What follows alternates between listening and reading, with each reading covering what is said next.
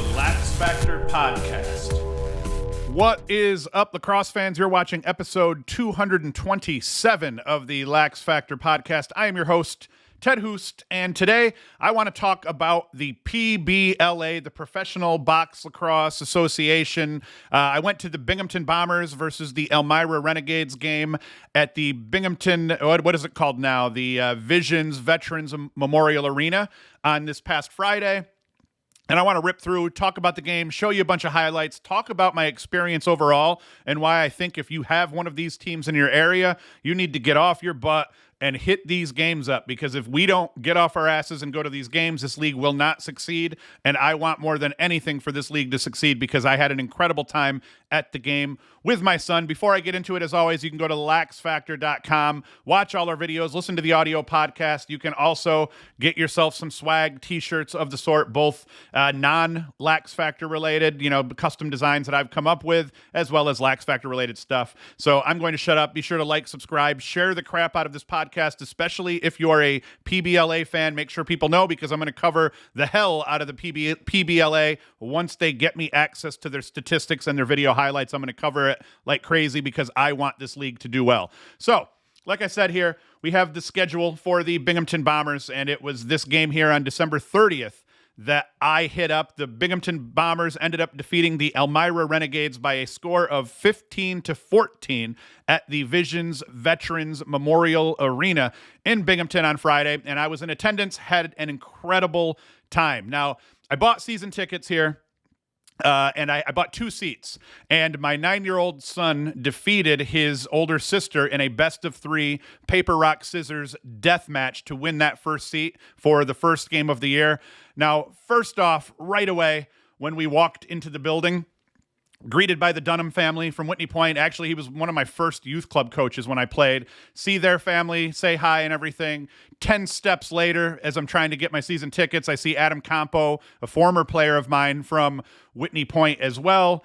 And then from there, we actually, a former player of mine, Josh Williams, he offered to take Eli down onto the floor into the penalty box so we could watch the teams warm up, which we did. At that point, Brian Conzola, who made the roster for Binghamton, he's a local kid, UE kid, played for us at Broome while I was there. He came running over and gave me a big bear hug, and my son looks up at me and he's like, "Dad, why did that dude just come off the field and give you a big bear hug?" And I'm like, that's because that's Brian Conzola, and he's fucking dope, son, is what I told him.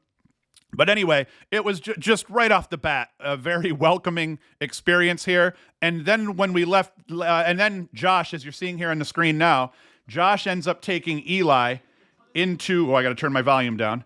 Josh ends up taking Eli into the video room after he got to see the be on the floor and everything like that. And he let him push buttons on the board and everything like that. He gave him some pizza, some soda. So right off the bat, it's not just showing up to the arena and going to a game for Eli anyway. It was, let's show up to the arena and let's get a little tour here. Let's get you some free pizza. Made him feel very special right off the bat. So I can't thank Josh Williams enough for doing that. And ironically enough, I guess it's not ironic, but oddly enough, Josh is actually the guy that did my intro for me. He just reached out to me when I first started the podcast up and offered to do my intro. So he's the one that put that together. So Josh Williams, great dude, former player of mine at Broome as well. I think he's a Vestal guy.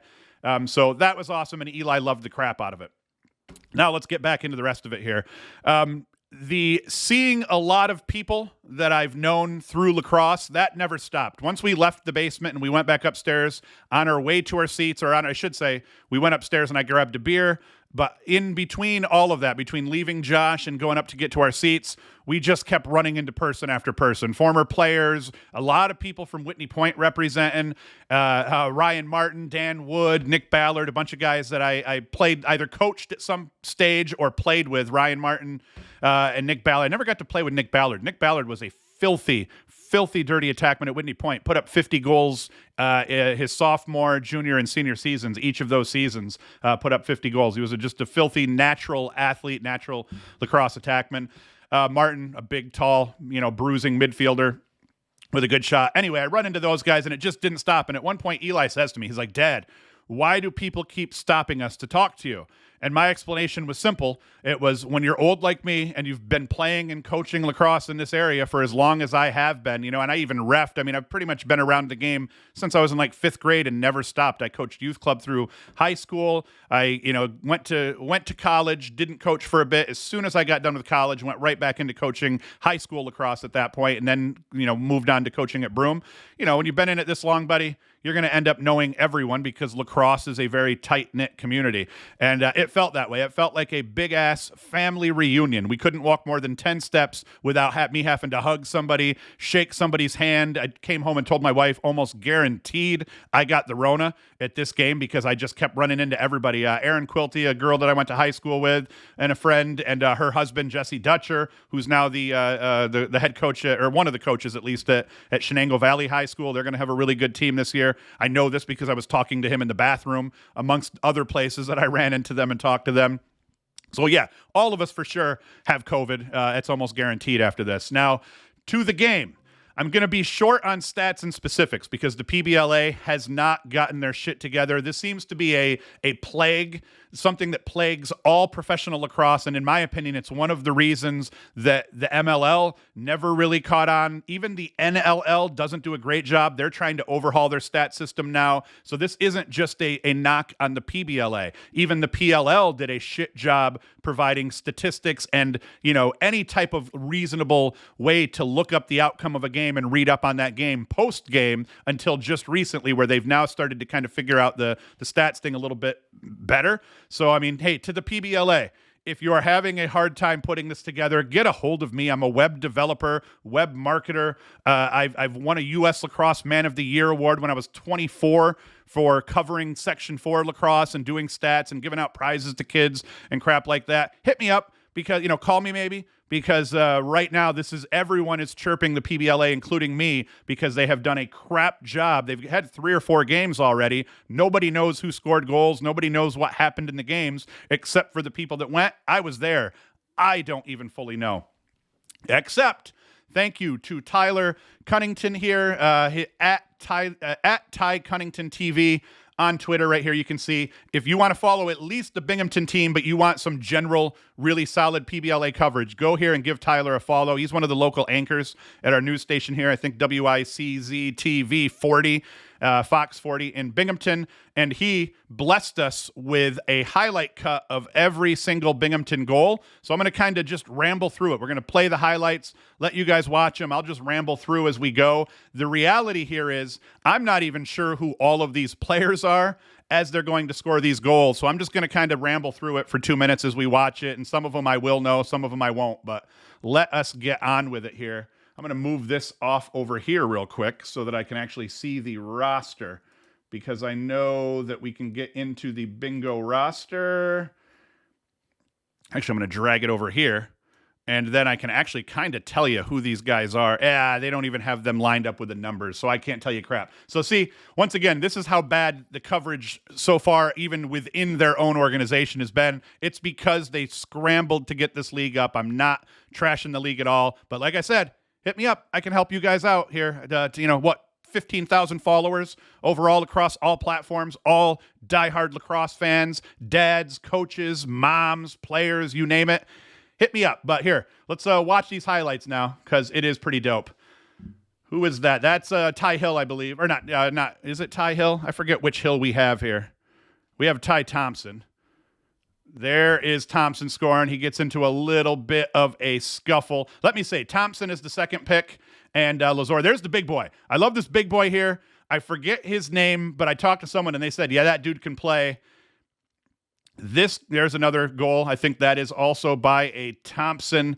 And throughout the game here, we were pumped. And the big and that's Kilcoyne. Kilcoyne ends up scoring the game-winning goal, I believe. It was tied up late into the game, and with like 20, 30 seconds left or so, Kilcoyne scores. In terms of the quality, you see that it's there. I mean, Thompson, he's no slouch. And our goalie here, the Lazor dude, probably worth that first pick, because he gave up a bunch of goals, but he did in fact actually make a bunch of key stops, especially late in that game, to help Binghamton get the win. That was probably the longest range shot of the day right there, scored.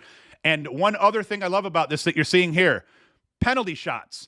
on a penalty, the team has the option to take a penalty shot. You see Thompson scored 2 penalty shot goals right here. And then depending on the situation, I think even after the penalty shot, you can actually opt to still take a penalty if it's like a major penalty or something. Still trying to kind of figure out the rules on this one. But you see, goal quality, like in terms of the quality of play, in terms of the names, we got Hills on the field. We've got Thompsons. Here you're going to see a Paulus score. Anytime you see Hills, Thompsons, and Pauluses running around on the field, you know that their skill levels are going to be really high. This goal by Simpson was actually crazy. He was on the ground getting beat up. Everyone was like, pass the ball, pass the ball. He ends up on the deck. We're yelling, hey, you douchebag, why didn't you pass the ball? But that dude gets up and scores a goal. And then right there, you see that was actually the game winner scored by Kilcoyne. Let me go back here. We'll watch that one more time.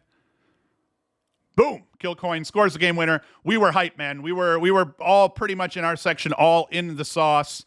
And I didn't even tell my wife this, but we gave my son a swear pass at one point, and we let him say something like, that what the shit is what he decided to go with or something like that. So my wife does not know about the swear pass yet, mostly because I forgot to tell her.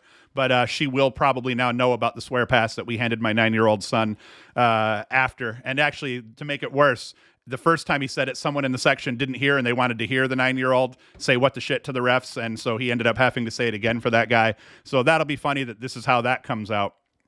But in the end, I have one thing to say, and it is if you have one of these teams in your area, go see these games for sure. The tickets are a little bit, I heard a lot of people complaining about the ticket price at the game, but the people that I talked to after that went to the game, they all agree it was worth it. You have to pay somewhat of a premium, especially to help these types of leagues get off the ground. So I cannot stress enough. I cannot recommend the league enough. I had a great time. And then even the people that I knew within the organization made it a little bit more special for my son. I say for my son, but it was cool for me too.